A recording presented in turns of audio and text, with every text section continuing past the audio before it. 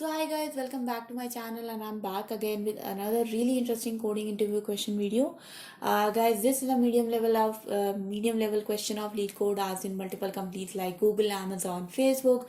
It's a backtracking question and today we are going to solve it right here in this video. Guys, before starting any further, I want to request you all to please do subscribe to my channel for more such programming and coding related content, and do hit the bell icon for future notifications. And also guys, if you have any questions, comments, suggestions for feedback for me, please put them in the comment section below. I would be happy to address them. And if you like this video guys, please do give this video a big thumbs up and share it with your friends as well. Now without delaying this video any further, let's get started.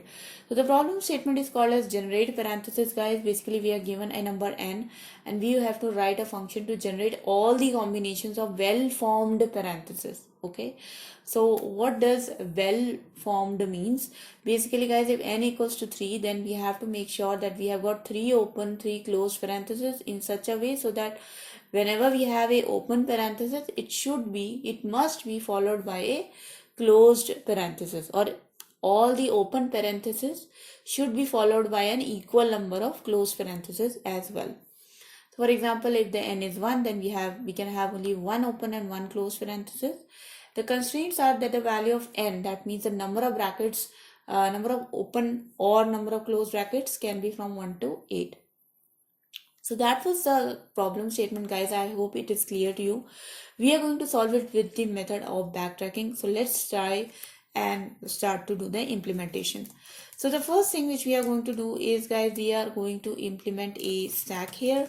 And what this stack is going to do is this stack is going to keep track of which all open parentheses and which all closed parentheses are there inside, so that we can keep track if we need to add either more open parentheses into our result or more closed parentheses into our result. Another thing which we have to create is a result list, which is going to be the result which we are going to return. So I'm just creating a linked list variable here. And other thing is we are going to create our backtracking function. So let me just call my backtracking function here and then we'll start implementing it above. The backtracking function is going to basically take two arguments. One is the number of open and the number of closed brackets. Another argument is going to be our stack. Another argument is going to be the result linked list, which we are going to populate.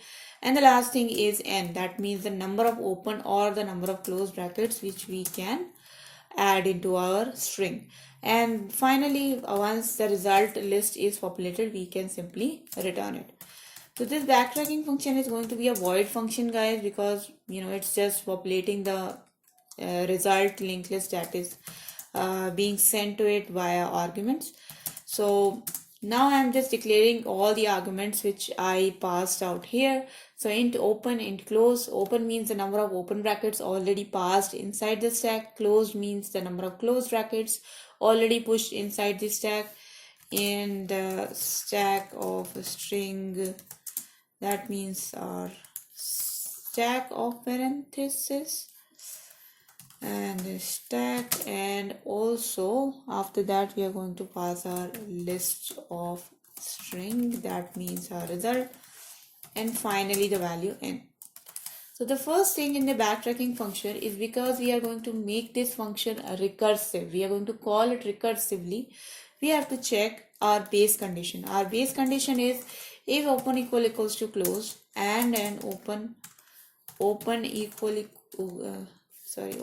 equals to n, then what does that mean guys? If number of open brackets and number of closed brackets are equal and the number of open bracket is equals to n, this basically means that my well formed parenthesis string is completed inside this stack. The stack is full, and what I can do, I can simply add that entire value into my result.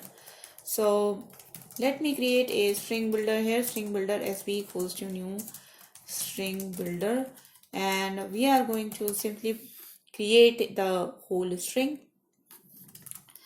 So for string str stack, simply sb dot append str, and finally result dot add sb dot to string. So this part is done, guys. So that becomes our base condition. But what happens if the number of open brackets are not equals to n? So if open is less than n, then what we can do, we can push more open brackets into our stack. So stack dot push open bracket. Once the open bracket is pushed, we are going to backtrack this function, but this time we are going to increment the open value so that next time my function would know the number of open brackets are less than n or not. If they are less than n, we will push more open brackets. If they are not less than n, then we'll go back to the next step. So open plus 1 closed, and the same thing are stack, the result, and the n.